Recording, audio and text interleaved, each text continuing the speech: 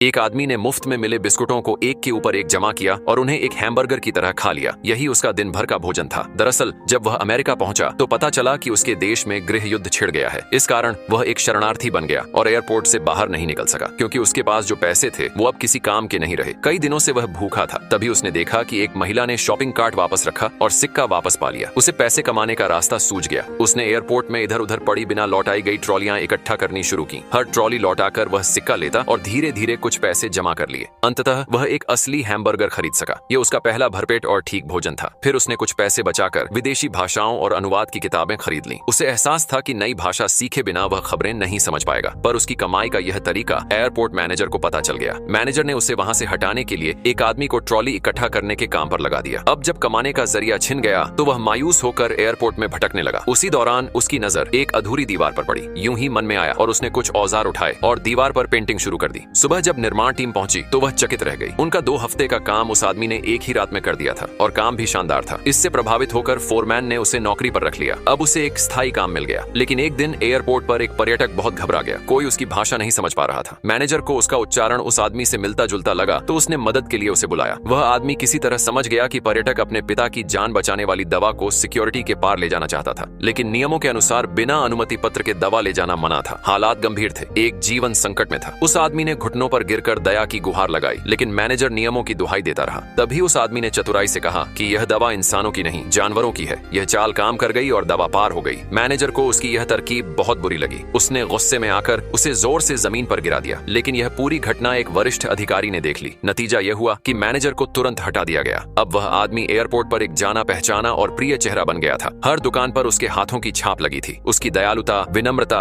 और ईमानदारी ने सभी को प्रभावित किया। क्या आप नहीं मानते कि ऐसा इंसान सच में सराहना के काबिल है?